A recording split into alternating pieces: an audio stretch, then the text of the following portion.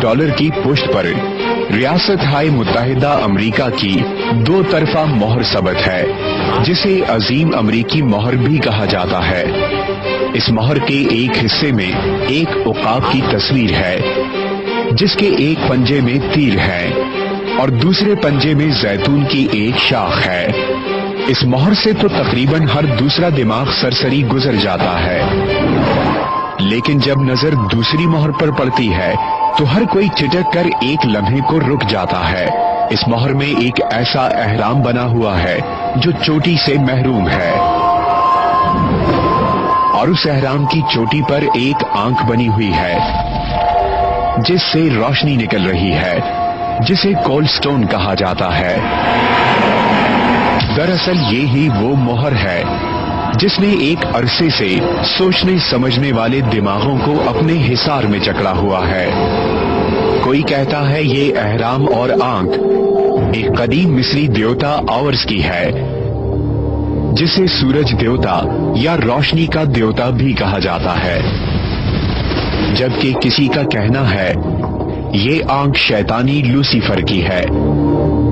कोई इस आंख को आलमी हुकूमत कायम करने की इब्तिदा के तौर पर देखता है, तो कोई इस आंख को दज्जाल की आंख कहता है। इस एहराम और आंख के पीछे छुपी हुई हकीकतें जानने से पहले हमें ये जानना होगा कि इस एहराम और आंख ने मिस्र से अमरीकी मोहर तक सफर कैसे तय कर लिया। अमरीकी मोहर की कहानी, तारीख की जुबानी।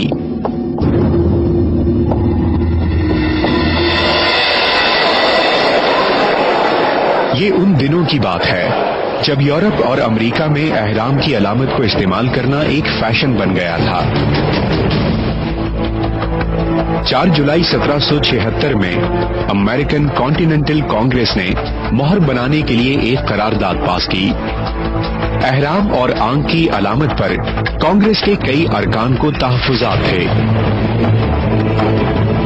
लेकिन उस कांग्रेस में जॉन एडम्स, थॉमस जेफरसन और बेंजामिन फ्रैंकलिन भी शामिल थे, जिन्होंने एहराम और आंख की अलामत पर इसरार किया। इस तरह 6 बरस तक जेर बहस रहने के बाद आखिरकार कांग्रेस के दीगर अरकान ने इन तीनों शख्सियात के सामने घुटने टेक दिए और कांग्रेस ने एहराम और आंख की अलामत वाली मोहर की तस्दीक कर दी।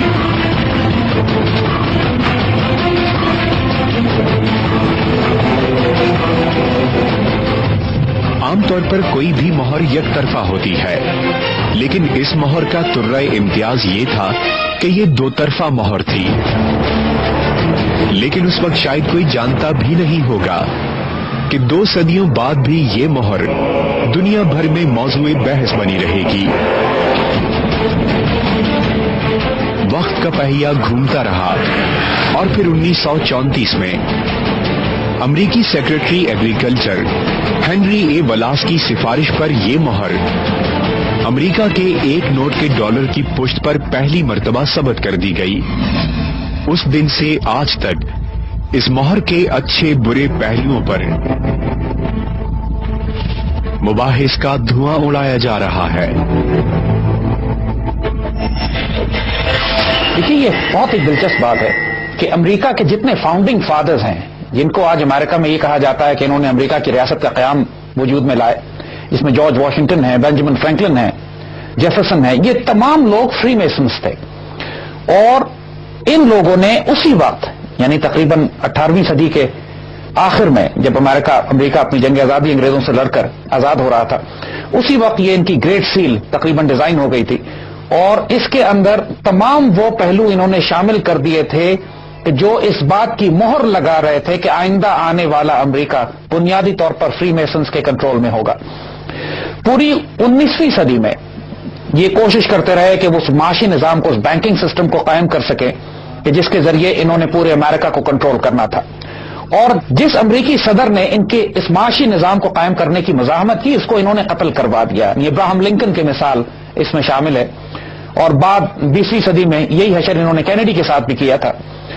लेकिन بنیادی طور پر فیڈرل ریزرو جو 1912 میں انہوں نے قائم کیا، جس کے بعد انہوں نے پوری امریکن حکومت کو غلام بنا لیا اپنا، اور جس کے بعد پہلی جنگ عظیم شروع کی اور پوری دنیا میں وہ معاشی نظام انہوں نے جاری کیا کہ جو اس معاشی اپنے سود اور ربا کا وہ معاشی نظام کہ جس کے اوپر فری میسنز نے امریکہ کی بنیاد رکھی تھی، جس کو دنیا میں جاری کرنا تھا، اسی دور میں انہوں نے جب امریکن $1 بل شائع کیا، چھاپا، تو اس میں یہ فری میسونک سیل، جسے گریٹ سیل آف امریکہ کہا جاتا ہے، وہ انہوں نے امریکن ڈالر پہ شامل کی تقریباً 1930-32 کی دہائی کے آس پاس۔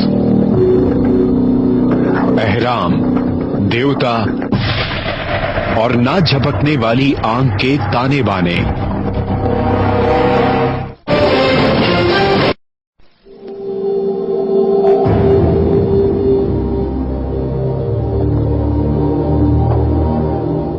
$1 کے امریکی نوٹ کی پشت پر 7 مقامات ایسے ہیں جہاں 13 کا اظہار کیا گیا ہے۔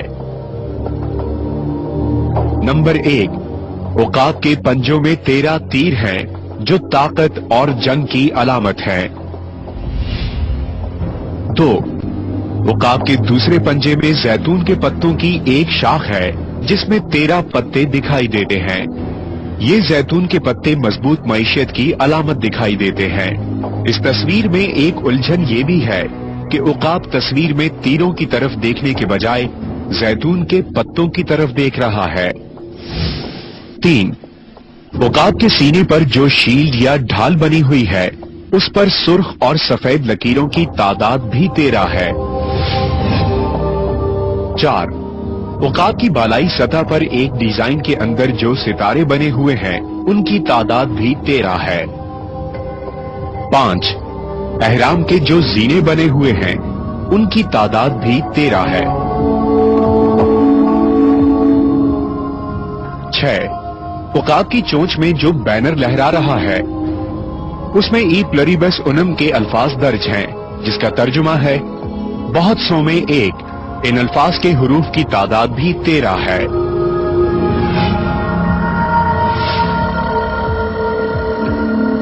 7، احرام کی تصویر کے بالائی رخ پر دائیں اور بائیں لکھا ہوا ہے انویٹ سپٹس، جس کا ترجمہ کیا جاتا ہے آغاز کو عمل انگیزی بخشنا، یا ہماری معیشت کامیاب ہوگی، یا وہ خدا ہمارا ساتھ دے گا۔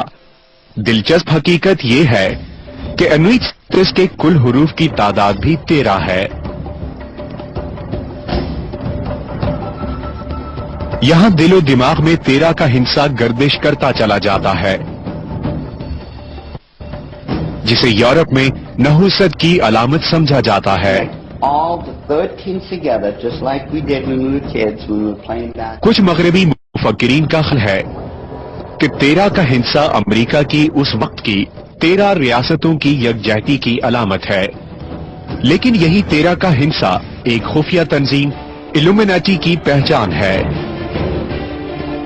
کئی تحقیق کار کہتے ہیں یہ 13 کا ہنسا الومناٹی کے 13 خاندانوں کی عکاسی کرتا ہے۔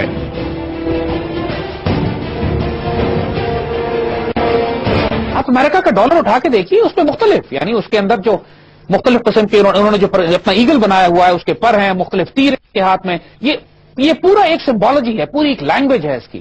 اور یہ چونکہ میسنز ہیں، ماسٹر میسنز ہیں، arts and craft and designing اور کنسٹرکشن اور آرکیٹیکچر، اس میں ماسٹر پیسز ہیں، تو یہ سیل جو انہوں نے ڈیزائن کی ہے اس میں کوئی بات انہوں نے بے معنی نہیں رکھی۔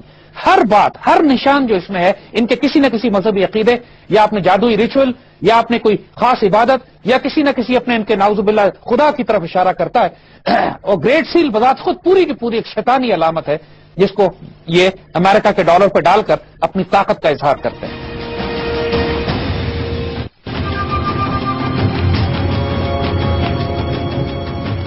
الومناٹی نامی یہ خفیہ تنظیم 1760 کے عشرے میں قائم کی گئی۔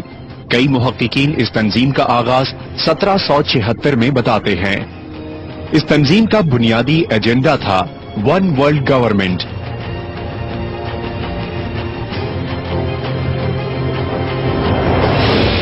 اس تنظیم کا بانی تھا ایڈم وشارٹ، جو کبھی ایک کیتھولک پادری تھا لیکن انسان دشمن نظریات کی بنیاد پر اسے چرچ سے نکال دیا گیا۔ بعد میں اس نے انٹرنیشنل بینکرز کی سرپرستی میں یہ تنظیم قائم کی۔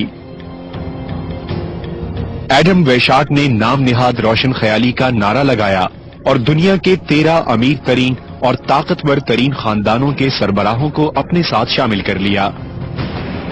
ان 13 خاندانوں کے نام یہ ہیں: ایسٹر، بنڈی، کالنز، ڈیوپونٹ، فریمین، کینیڈی، لی، اونیسس، راکفیلر، راس چائلڈ، رسل، وین ڈیون اور میٹروونجن۔ تاریخ میں تو ایلومیناتی کے بارے میں یہ کہا جاتا ہے کہ جی یہ 1776 یکم مئی کو جرمنی کے پاس وجود میں آئی، لیکن یہ بات صحیح نہیں ہے۔ وہ ایلومیناتی ایک دوسری تنظیم تھی جو شاید اپنی تشکیل کے 7-8 برسوں میں اس کو ختم کر دیا گیا تھا۔ وہ تو بنیادی طور پر اصل ایلومیناتی کو کاؤنٹر کرنے کے لیے بنائی گئی تھی۔ جہاں تک ایلومیناتی یا فری میسنری کا تعلق ہے، یہ تو تقریباً ہر دور میں کسی نہ کسی شکل میں تنظیمیں دنیا میں رہی ہیں۔ یہاں تک کہ قدیم دور میں بھی یہ پائی جاتی تھی، ان کے نام الگ ہوا کرتے تھے، لیکن ایلومیناتی پچھلے کافی سالوں سے، کئی ہزار سالوں سے اس دنیا میں ایکٹیو رہی ہے، اور ان کے قیام کا مقصد، ان کے لوگوز، ان کے سمبلز یہی ہیں کہ ساری دنیا پر ایک ون ورلڈ گورنمنٹ آرڈر قائم کر دیا جائے۔ بنیادی طور پر تو ان کی تنظیم کے مقاصد یہی بتائے جاتے ہیں کہ آپ فریٹرنٹی کی طرف جائیں، ایکویلٹی کی طرف جائیں اور لبرٹی کی طرف جائیں، یعنی ہر شخص آزاد ہے، ہر شخص برابر ہے، طبقاتی نظام دنیا سے ختم کر دیا جائے اور ساری دنیا کے اوپر ایک غلامانہ تصور جو ہر دور میں کسی نہ کسی شکل میں رہا ہے وہ مستقل طور پر آ جائے۔ ساری دنیا کی حکومتیں، ساری دنیا کی دولت، ساری دنیا کی معیشت بظاہر کسی بھی ملکوں کے ہاتھ میں ہو، لیکن در حقیقت وہ ان تنظیموں کا جو مقصد ہے اس کے ہاتھ میں رہے اور یہ ساری دنیا کو اپنی مرضی سے چلائیں۔ تو 200 یا 250 400 سال پرانی بات نہیں ہے، یہ ہر دور میں کسی نہ کسی شکل میں رہی، اور چونکہ ظاہر ہے یہ کام بہت اسپیشل پاورز کے بغیر اتنی جلدی ترقی کر نہیں سکتا، اس لیے انہوں نے ہر دور میں بلیک میجک اور اکلٹ کا سہارا لیا ہے۔ اہرام کے سب سے زیریں زینے پر رومن میں جو ہندسے لکھے ہیں انہیں انگریزی میں تبدیل کیا جائے تو 1776 بنتا ہے۔